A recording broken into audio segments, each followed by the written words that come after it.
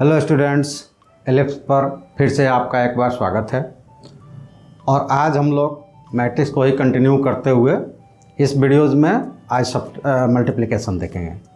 पिछले वीडियो तक आपने देखा है सब्ट्रैक्शंस और एडिशंस करके दिखाया था हमने। अब इस वीडियोज़ में हम लोग मल्टीप्लिकेशंस देखते हैं। तो मल्टीप्लिकेशंस दो तरह से होगा।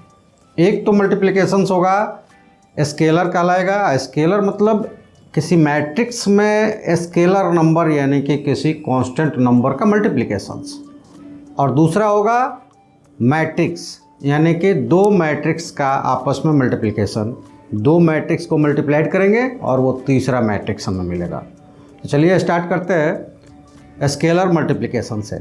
इसके लिए हम एक मैट्रिक्स ले लेते हैं। ऐसा हमने ले लिया कि matrix A is equal to 2 4 3 6 यानी 4 स्केलर्स नंबर्स है या एलिमेंट्स है, उनका मैट्रिक्स A है।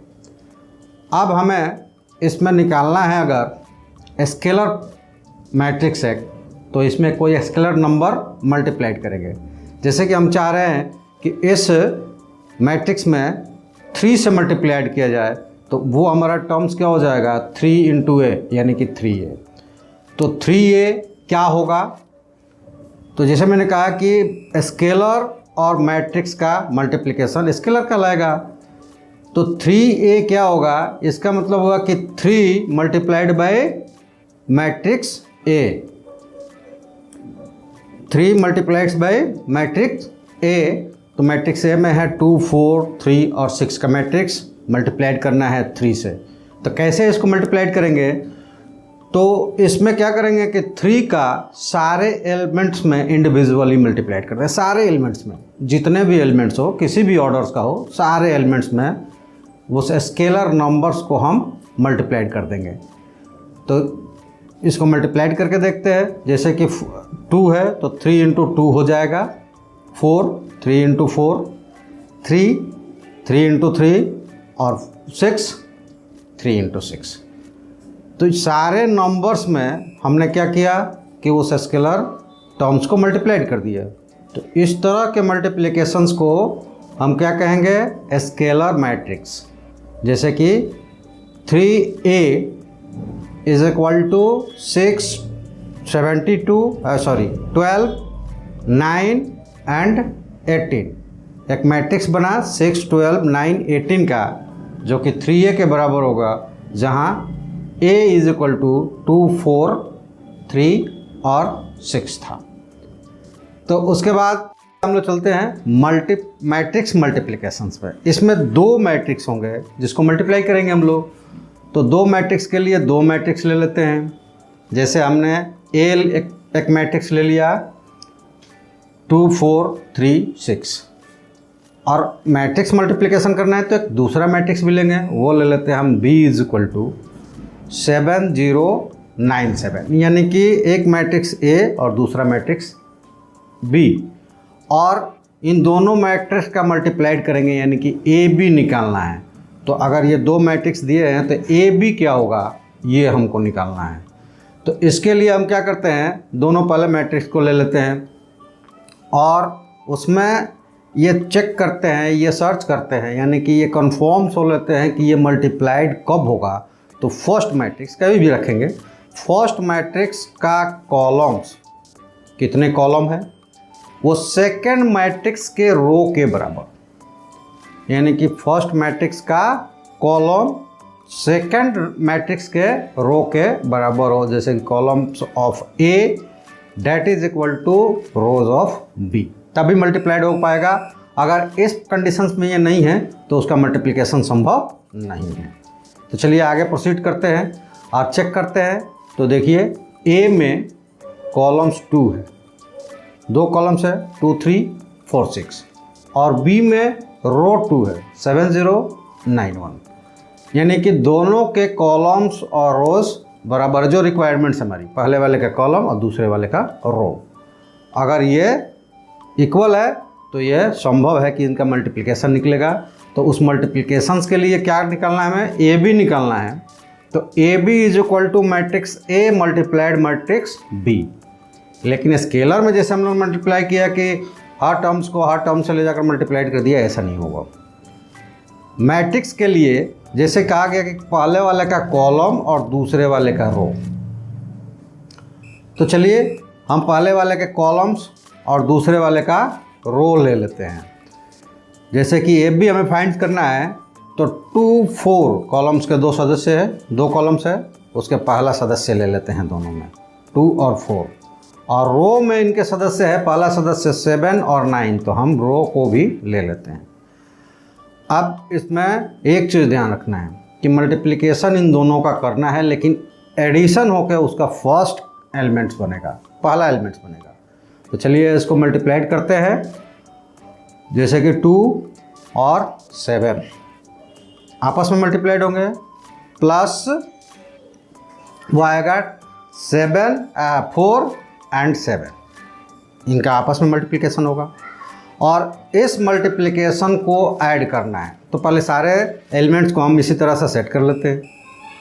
अब अगला हमें एलिमेंट्स लेना है, तो कॉलम तो ये का वही रहेगा, लेकिन रो बदल जाएगा दूसरे एलिमेंट्स के लिए।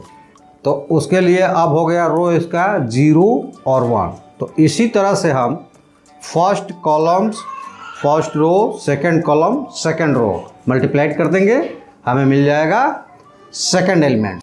तो आप जैसे देखते हो कि 2 मल्टीप्लाइड हो गया 0 से, और 4 मल्टीप्लाइड हो गया 1 से, और इनका होगा एडिशन। आखिरी में करेंगे हम लोग, पहले तीनों का ले लेते हैं। अब ये फर्स्ट रो फर्स्ट कॉलम्स की प्रोडक्ट क्लियर हो गए, दोनों एलिमेंट्स मिल गए। अब हमें लेना है सेकंड रो। तो सेकंड रो के लिए हम क्या लेंगे, अब फर्स्ट का सेकंड कॉलम आ जाएगा, और उसी तरह फर्स्ट रो और सेकंड रो बी के लेकर हम मल्टीप्लाइड करेंगे, जो अभी ऐसे किए हुए हैं। इसके ऊपर जो किया गया है, तो जैसे कि 3 और 7 मल्टीप्लाइड हो जाएगा, और 6 और 9 मल्टीप्लाइड हो जाएगा। तो इस तरह से इन दोनों का एडिशन थर्ड एलिमेंट्स मिल गया। और उसके बाद रो हो जाएगा सेकंड वाले के 0 और 1। तो यहाँ पे आपको 3 और 0 मल्टीप्लाइड हो जाएंगे, पहला पहले से और दूसरा दूसरे से, और 6 और 1 मल्टीप्लाइड हो जाएंगे, ठीक है, और इनका एडिशन हो जाएगा। अब इन सारे टर्म्स को मल्टीप्लाइड और ऐड करने के बाद जो हमारा रिजल्ट आएगा वो प्रोडक्ट ऑफ 2 मैट्रिक्स होगा। तो वो रिजल्ट हमारा क्या आएगा, 14 फर्स्ट हो गया, फर्स्ट का प्रोडक्ट, उसी टर्म्स का दूसरा प्रोडक्ट 36, यानी कि अब हो गया 14 प्लस 36। इसी तरह दूसरे वाले में 0 से मल्टीप्लाइड था, 0 हो गया, 4 इंटू 1 1 हो गया, 3 इंटू 7 21 हो गया, प्लस 6 इंटू 9 54 हो गया। इसी तरह से 3 0 0 और 6 इंटू 1 6, और इनको ऐड करके लिख देंगे, तो ये हमें मिला 54 75 एंड 6। यानी कि मैट्रिक्स ए 2 4 3 6 और मैट्रिक्स बी 7 9 0 1 का प्रोडक्ट ए बी होगा, और वो ए बी होगा 54 और 75 6। तो इस तरह से हम देखते हैं कि A B is equal to columns of A equal to columns of B, ये हमारा रिजल्टेंट होगा। अब अगर मान लो कि वही 2 मैट्रिक्स हो और प्रोडक्ट जो हो उसका डायरेक्शंस अलग हो, यानी कि अब हमें ए बी नहीं बी ए फाइंड्स करना होगा, तो सारे जो टर्म्स है बिल्कुल सेम एज यूज होंगे, लेकिन उसका डायरेक्शन बदल जाएगा। यानी कि बी के कॉलम्स का मल्टीप्लिकेशंस ए के रो के साथ होगा। जैसे उसमें पीछे वाले में हम लोगों ने क्या किया कि ए के कॉलम्स का प्रोडक्शंस बी के रो के साथ किया, तो हमें ए भी मिला। आप ठीक उसका उल्टा कर देंगे कि बी के कॉलम्स का प्रोडक्ट्स रो के ए के रो के साथ कर देंगे, तो हमारा वी ए फाइंड हो जाएगा। इसमें कोई दिक्कत नहीं है कि हमारा कौन सा टर्म्स कैसे करेंगे, नहीं, फर्स्ट जो भी होगा, ए भी फाइंड करना हो तो फर्स्ट ए हो गया, बी ए फाइंड करना हो तो फर्स्ट बी हो गया। तो फर्स्ट जो भी होगा उसके कॉलम्स के सदस्यों का सेकंड वाले के रोज़ के सदस्यों के साथ मल्टीप्लाइज करके ऐड कर देंगे और इसी तरह से सारे टर्म्स को हम फाइंड करेंगे तो हमें प्रोडक्ट मिल जाएगा। तो इस तरह से हमें ऐसा लग रहा है कि आपको यह समझ में आ गया होगा मल्टीप्लिकेशंस। तो अगले वीडियोज़ में हम अगले टर्म्स को लेकर आएंगे। इस वीडियोज़ में इतना ही। ओके, धन्यवाद।